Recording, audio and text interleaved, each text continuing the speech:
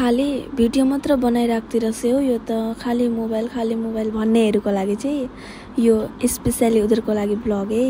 किनभने मलाई पनि कुनै शौक थिएन कि आज ब्लग मतलब कि म प्राय त्यस्तै नै म ब्लग पोस्ट गर्दिनँ, किनभने मलाई राम्रो पनि लाग्दैन एउटै सधैँ के पोस्ट गर्नु जस्तो लाग्छ। सो यो चाहिँ म पुरा मजबुरी भएर ब्लग पोस्ट गरेको।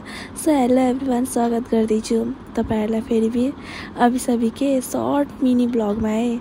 र त्यस्तै नै म चाहिँ रनिङ गएर आइसकेको बादमा चाहिँ मैले चाहिँ घरमा काम गर्दै थिएँ। अहिलेसम्म चाहिँ कोही उठ्नु भएको थिएन। अब अनि उठिसकेको बादमा चाहिँ म यहाँ थालबुटीका मोल्दाखेरि चाहिँ मम्मीहरू उठिसक्नु भएको थियो। अनि मम्मीले भन्नुभयो पर्दैन मोल्न, म आफै मोल्छु भन्नुहुँदै थियो।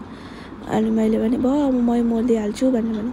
अनि त्यस्तै नै म मोल्दै थिएँ नि साथीहरू। अनि मोल्दा ख्याल आयो कि मतलब एउटा मोबाइल लिएर बस्नु भने पछाडि नि त्यसको अगाडि सबै काम गर्नुपर्छ। थाहा छ कि छैन त्यो कुरा चाहिँ। काम गर्दिन मुखले मात्र भन्न सजिलो छ। अब तपाईँहरू सोच्नुहुन्छ होला यत्रो काम गरेर देखाउनु पर्दैन होला त भनेर। म देखाउन पुरा बाध्यता भयो। किन भन्नु मतलब एनी टाइम मैले मोबाइल मात्र धरेको देख्नुहुन्छ कि जसले पनि त्यही लागि। यो त मैले कुनै भिडियोको लागि बनाएको होइन होला नि त होइन। र के भन्नु, र त्यस्तै नै माइजूहरू चाहिँ गाई गोरु बाँध्न आउनुभएको थियो। छोडेर न कस्तो मजा गफ चल्दैछ है सबैजनाको। र म चाहिँ मेरो काम गरिरहेको थिएँ सुरुले। अनि हेर्नु न सूर्य देवता कस्तो मजाले झुल्किनु भएको छ। बिहान यस्तो राम्रो लाग्छ नि नभन्न। अनि साथीहरू आज चाहिँ त्यो उहाँ कहाँ मिटिङ थियो नि, त्यो कनकलता युनिभर्सिटी खोल्नेको लागि चाहिँ सिएम आएको थियो। अनि मम्मीहरू चाहिँ तिनै जानुभएको थियो। अनि गइसकेको बादमा चाहिँ मैले पनि बिहानै खानासाना बनाएँ। किनभने अब तपाईँहरू भन्नुहुन्छ होला ननुहाइकन बनाएको भनेर। हजुर मैले यो ननुहाइकन बनाउनु पऱ्यो, किनभने मम्मीलाई पनि पुरा जल्दी थियो त। यो चाहिँ दिउँसोको भिडियोहरू नै। अनि मम्मीले चाहिँ खाना खाएर गइहाल्नु भयो। अनि यहाँ चाहिँ मैले खाना सब्जीहरू सबै बनाइसकेको थिएँ। अनि बनाइसकेको बादमा दादाले आज त बजार थियो अनि यसको लागि सब्जी लिएर आएछ। अनि बना भन्दै थियो। अनि मैले बनाइसकेको बादमा अनि बनाउँदै थिएँ। म यहाँ के भन्दै थिएँ कोही बिर्सेँ है, किनभने भिडियोको सुरुमा बनाइन्छ त।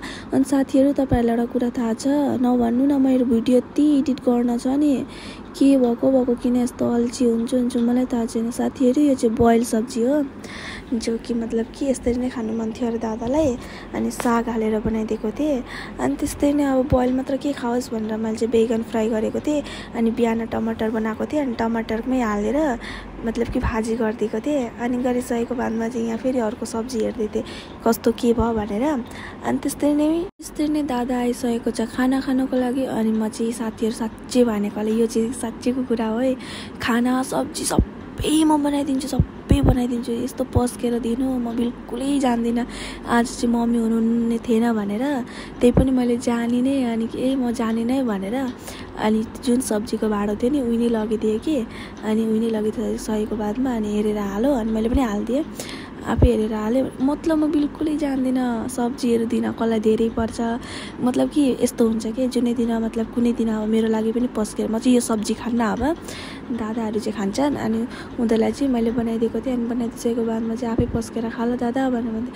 अनि पापा पनि आउनु हुँदै थियो मतलब कि कामदेखिबाट। अनि दिदिएँ। अनि दिइसकेको बादमा चाहिँ मेरो पनि भइसकेको छ। अनि त्यस्तै नै म लागि यहाँ बाथरुम सफा गर्नुको लागि म पनि नुहाइधुवाइ गर्नु पऱ्यो भनेर सोचेको थिएँ।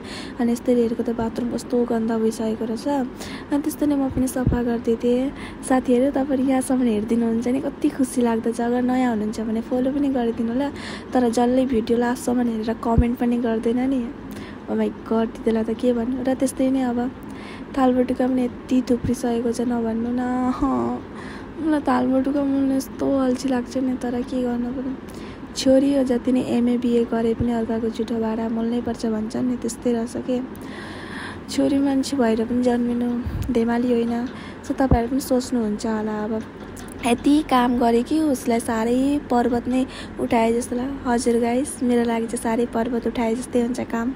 र त्यस्तै नै हामीहरू आइसकेका छौँ सेन्टर। मम्मीहरूसँग पनि भेट भइसकेको छ। अनि माइजूहरू सब्जीहरू किन्न थाल्नु भयो। सो कस्तो के लाग्यो होला भनिदिनु। By by. नेक्स्ट भ्लगमा कस्तो अल्छीले भिडियो एडिट गर्दैछु।